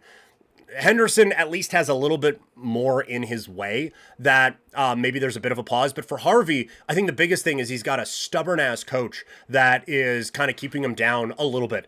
I don't think Dobbins has done anything to scare us away from RJ Harvey. So if we could go back, boy, I wish that person hadn't put all of those things in about different NFL games. But Marky, where are we here looking at our running backs? I know we got it here somewhere. There we go. Genty, Chase Brown, and Charbonnet. Yeah, I think that's a really strong add to the mix with Harvey. Now, we talked about it a bit before with Algier being available on the waiver wire. I don't know who we're dropping from your group necessarily, but I think RJ Harvey is a very good stash for some future volume because of the ineffectiveness and injury problems that J.K. Dobbins could have. There could be some concern there. So I think R.J. Harvey has a pretty good upward mobility to his game right now. And Ezekiel Ruiz, out of Waddle and ETN, who would you start? Still probably Waddle. ETN, I think, is going to have a tough go against a very good Houston defense this week. So I like Waddle over ETN there. That would be my play, Ezekiel Ruiz. So there we go, breaking down every game from the NFL. If you're watching in the live chat, we are going to pivot away from the NFL, but keep the questions coming. I will finish what I am talking about in that moment, and then we will get to whatever questions you guys have, as I am assuming not a lot of crossover with what we're going to talk about next. But yes, either way, let me know all of your questions in the chat, and I will get to them as quickly as I possibly can. But we go from 4-down football to 3-down football, as the Canadian Football League is back for another week starting tomorrow with some massive games. There's only 5 games left in the season, and everyone still has something to play for, and we have monster matchups throughout the week. So for those who are watching for NFL stuff, maybe we got some gambling things we could throw into for this one. CFL Fantasy needs some work, but we got some picks and we got some value for you here in the Canadian market as well. Let's get into our predictions for Week 15, 16 in the Canadian Football League.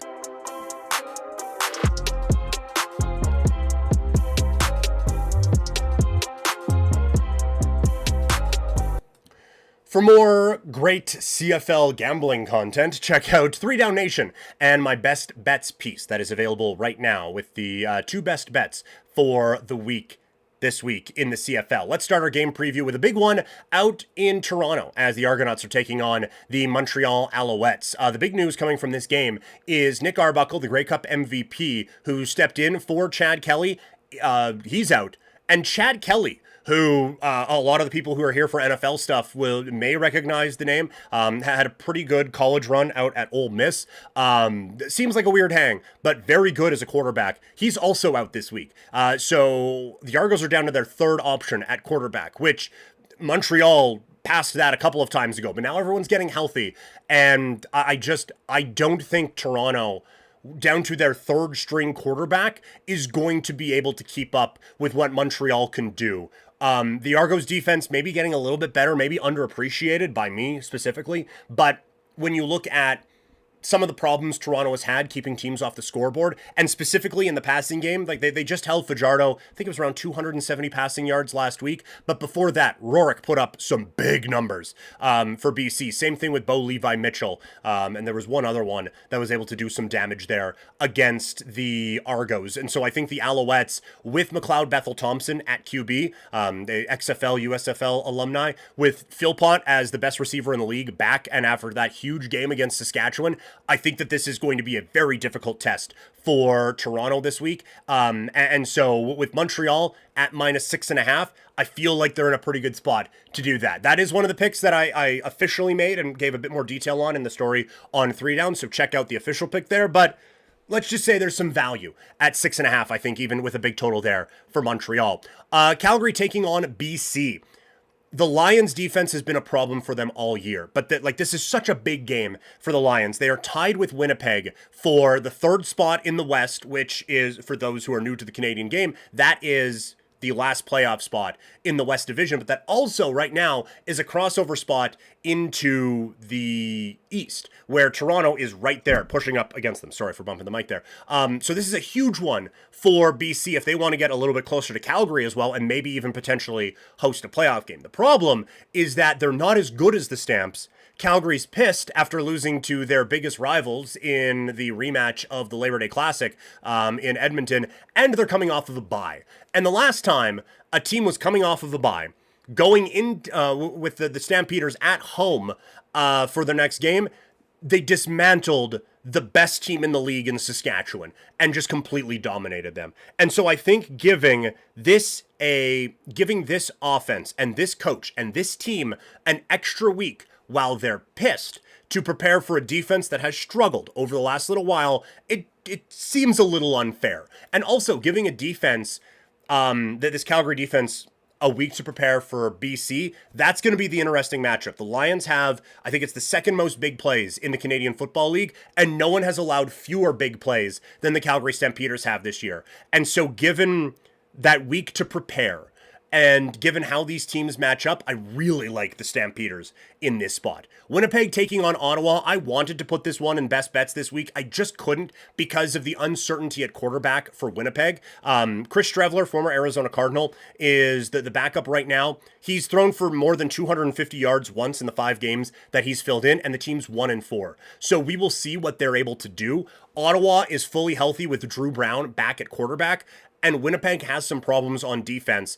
The one thing that made me a little hesitant about fully locking in Ottawa as a best bet is the unpredictable play of the Ottawa defense that has not been good over the entirety of the season. But if Winnipeg is still limited at quarterback, this Winnipeg defense is starting to show some holes, and I think Drew Brown can expose those. So keep an eye on the injury report to see who is going to be the starting quarterback this week for Winnipeg, but I think there's some value there in Ottawa, as they are also tied with Toronto. Big implications for them. Same thing with Winnipeg. Edmonton and Hamilton. You have the Tiger Cats, who are the number 1 team in the East right now, taking on an Edmonton team that had a tough loss last week, and they are scratching and clawing to try to get back into the East, or the West, I guess, playoff picture. I think Hamilton is improving. I think that the continuity throughout the season, everyone is meshing. They had a lot of changes in the offseason. Every coach is different. And then they changed quarterbacks halfway through the year. It's getting better each week. It hasn't got better to the point where it's better than Hamilton, though. But I do think that it is enough that they probably cover a 4.5 point spread here. I think it's another very close game for Edmonton this week against Hamilton. So I like them to cover. Last I saw it was 4.5.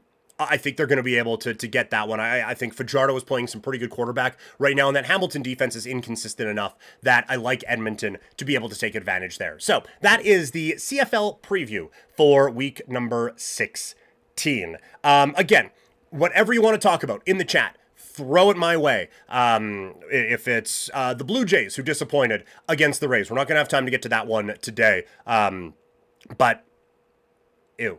If you want to talk more fantasy football, have any more fantasy football questions, we're coming up on kickoff for those watching on the live stream. We're less than an hour away now from the Bills against the Dolphins. By all means, throw that in there. But I'll finish what I'm talking about and then pivot to that. But for now, we're going to go to the world of professional wrestling. It is a gigantic weekend in the wrestling world with 2 big events from the 2 biggest promotions in North America. For wrestling fans, this has been a hot subject for a while now, and it is upon us. The Counter-Programming Bowl is on, and it's going to lead to an epic day of wrestling. So let's start with the early one, shall we? Let's break down AEW All Out.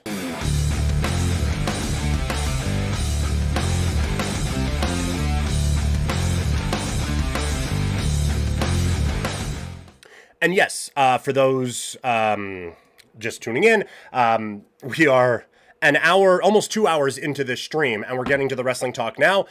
I know a lot of people like all of it, but there are some on the wrestling side who aren't that big into an hour of fantasy football talk. So that's why we created the podcast Living Room Lariat. It was where all the wrestling content from Couch Potato Diary lives. Still some on the flagship podcast as well, but if you just want the wrestling, it is over there at Living Room Lariat. So make sure you subscribe wherever you get your podcast, along with Couch Potato Diary, the podcast.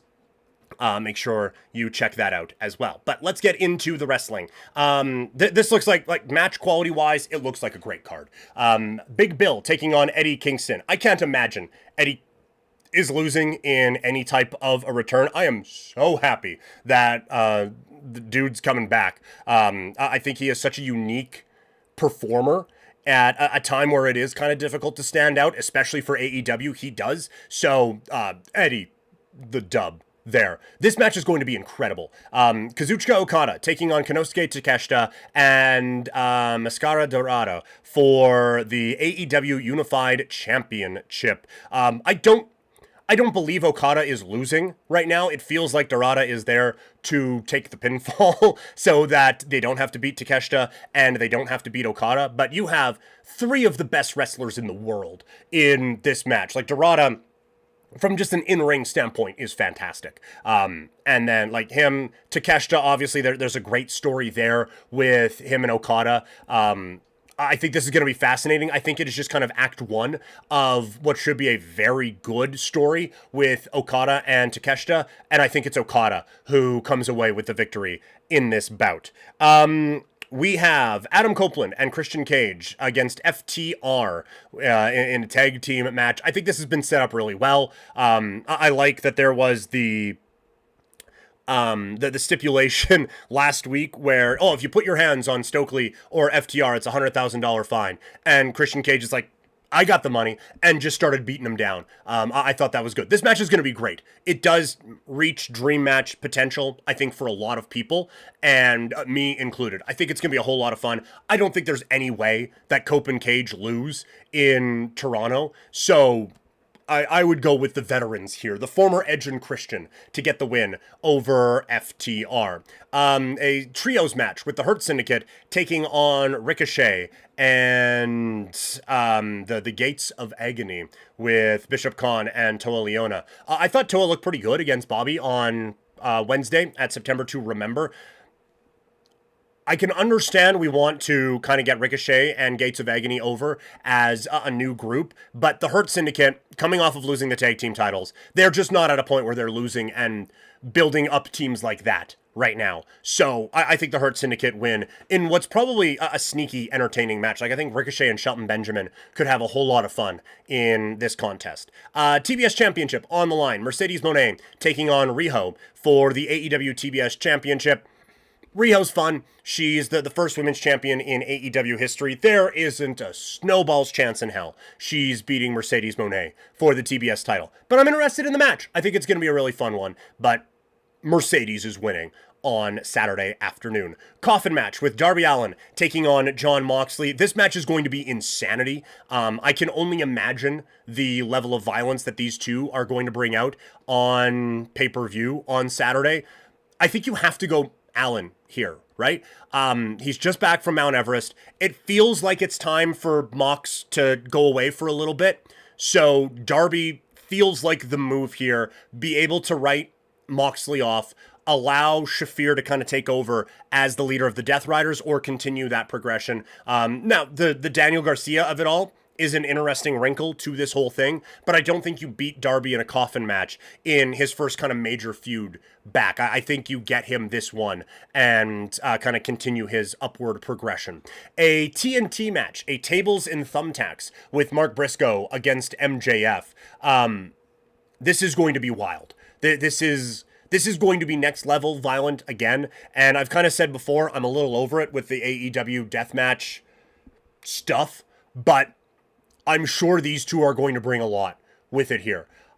The project right now is MJF, and Mark Briscoe has lost a lot, and that is unfortunate, and I do think there is a redemption arc that you can tell pretty easily with a Mark Briscoe, but MJF, he's the number one heel in the company. He's future former champion again. He has to get the win here. I know that there have been stretches where people have been down on the in-ring ability of MJF and kind of the toughness that he has, or lack thereof, in the character, but they have done a very focused job of putting him over in these types of matches to just remind you that he can be diabolical bad, all those sorts of things. So I think he gets the win here. Fatal 4-way for the Women's Championship. Timeless Toni Storm against Jamie Hayter, Chris Statlander, and Tekla.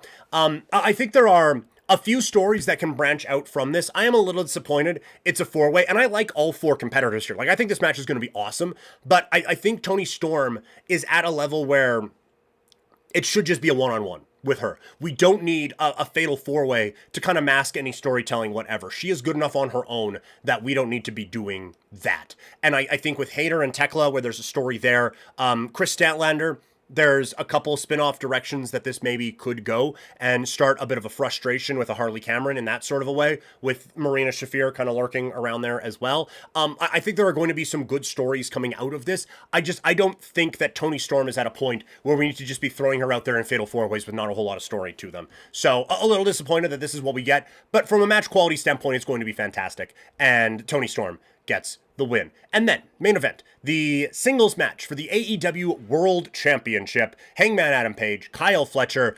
Now is not the time to beat Hangman. It's just not. He gets that face of the franchise win a couple months ago at All In. He is the guy right now. Now, Kyle Fletcher is fantastic. And the Proto Star, all that. He, future star, future champion, no doubt about it. However, it's not now. It is, I don't think it's too early. Like, I think he is legitimately ready to be in this world title mix. It's just too early to take the belt off Hangman. I'm a little bit worried that there is if any member of the Don Callis family interferes, then Fletcher will be disqualified and stripped of his AEW TNT championship. That just kind of screams new person coming in and interfering, so I'm a little bit worried about that. I hope that we just get a solid, straightforward match, because I think these two can put on a fantastic one. But in the end, it is the Hangman coming away with the win. What do you guys think? Let me know your match predictions, whether it's in the chat or in the comments down below, and we can have some discussion about the AEW pay-per-view. That is going to be the first of two main courses that we get on Saturday. That one's going to be on pay-per-view. The next one, for folks in the States, it's going to be on ESPN for the first time, WWE Wrestlepalooza. They're pulling out all the stops to counter-program the pay-per-view of AEW, and for us wrestling fans, it means we're getting a hell of a show.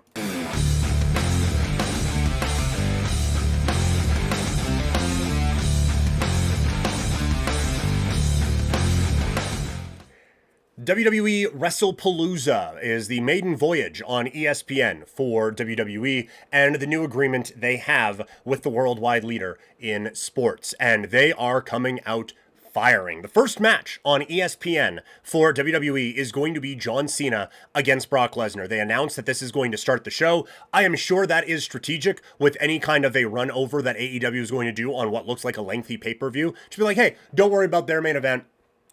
We got our guys. We got Cena and Brock kicking the show off. I think, again, I am underwhelmed by Brock. As a human being, I don't want him anywhere near anything I am consuming. And from a match standpoint, I'm not looking forward to this. I think Cena cut a hell of a promo on Monday, but I don't think this is going to be a fun match. I am happy it is on first so that it can just get over with. Cena wins. There's no need to beat Cena at this point and do any kind of redemption thing. Cena should lose one more time. And honestly, I think that should be Saturday night's main event. And I personally would have it be either against Braun Breaker or Obafemi. That's who I would do it against. Just kind of how I would play that out. But Cena wins this one. And hopefully Brock Lesnar, this was just a one-off. All right, the Women's Championship on the line. It is vacant with Io Sky taking on Stephanie Vaquer. Stephanie has been off TV for too long. She has way too much aura, way too much personality, and is too much of a fantastic performer to have been so quiet for the entirety of this build. And so that has been frustrating. I think it gets corrected. I do believe she wins the Women's World Championship here. Io, if you've consumed my wrestling content for a second, you know Io is my favorite wrestler right now. I think she is remarkably talented and so entertaining to watch as a performer. So I have some, I have a lot in this performer, obviously. I think that the obvious way it goes here is we get the official turn with Asuka. They've just hinted way too much about, like, I want to do it on my own. I want to do it on my own. I want to do it on my own. So obviously we're going to get like an Asuka runs down. Io's like, hey, what are you doing? In Japanese. And I think we get a Kairi Sane turn out of this. Like, I think that the whole her being sweet and innocent and caught in the middle, I think that changes and she does kind of the dastardly deed of costing Io the championship and giving it to Stephanie Vaquer. So I think we get a very good match and then a very sports entertainment-y finish, and Stephanie Vaquer walks away with the titles. The Usos against The Vision with Jay and Jimmy taking on Bronson Reed and Braun Breaker. Interesting what they're doing with Jay in some subtle heel turn stuff that they are kind of presenting with Jey Uso. It's fun that we get the Usos back. The promo that they cut, I know some people are kind of out on the back and forth that they do. I like it a lot. I think it's really entertaining and shows a very good chemistry, obviously, between a couple twins. So I'm excited they're back. It's kind of a cool thing. The Vision, they have had, we've talked about it. It's a little one note. on at the end of Raw with, oh, they come down and it's interference and it's a beatdown. Oh, it's this and that. Oh, it's this and that. One thing that's kind of also been happening is they've lost a few bigger matches at times. This is one where I think they get a big win. ESPN against the Usos, one of the best tag teams of their era. This is where Bronson Reed and Braun Breaker get a very big kind of breakthrough win, pardon the pun. But I think it'll be a fairly entertaining match. CM Punk and AJ Lee against Seth Rollins and Becky in a mixed tag match. This has been a fantastically built feud, and I cannot wait to see what this match looks like. I can't wait to see what AJ Lee is like after this long away. We've talked about it before. She doesn't need wrestling anymore. She doesn't need to do this kind of comeback thing. So I don't think she's going to come back here and embarrass herself. She is going to be ready to go in this match. So I think we get an AJ Lee similar to the one that we saw the last time she performed a decade ago. And Becky Lynch is one of the best to ever do it. Seth and Punk have a very good chemistry as well. I think this is going to be a fantastic bout. And I think you have to go with Punk and AJ in this and allow the story to continue, but branch it off into their singles matches now. So that would be kind of the direction I think they go, with Punk and AJ getting the win on Saturday. And then the Undisputed Championship, Cody Rhodes taking on Drew McIntyre. Drew is amazing. As a heel, as a performer, as an in-ring, all of it. He's great. And is certainly a world championship caliber wrestler. But I don't think this is going to be the time that Cody loses here. I think he comes back, makes the comeback from filming Street Fighter, doing all these things, and Cody gets the win in this spot. But I think this match is going to be good. Overall, like, this is going to be a long but very good day of wrestling, leading into a fun day of football on Sunday. So those are my picks for WWE Wrestlepalooza. That's going to do it for the stream today. Everyone who was in the chat, we got a few new followers on Kick and Twitch. Also, thank you to those who hit subscribe on the podcast as well. Purple Ninja 1919 said that as well. So thank you guys so much. Yes, if you are watching this live and want to bring Couch Potato Diary with you wherever you go, you can do that in the form of podcast on Spotify, Apple Podcasts, or wherever you get your pods. If you are listening in podcast form and you haven't already, hit that subscribe button and leave a review. It helps the show out immensely. If you are watching this either now or after the fact, make sure you hit either subscribe or follow whatever the platform you're watching on allows, and whatever your situation allows. That would be greatly appreciated. Share this video with some friends. Had a great conversation today. Want to give us more to debate about in the chats as we go along. So thank you guys so much for everything this week. It has been so much fun talking with you guys. We'll be back next week. Next stream is going to be Monday at noon Mountain Time, when we go over all the things we got right from the show today. So thank you guys so much. Have a great weekend. Enjoy the wrestling. Check out seaofdead403.ca, and I'll talk to all you guys on Monday.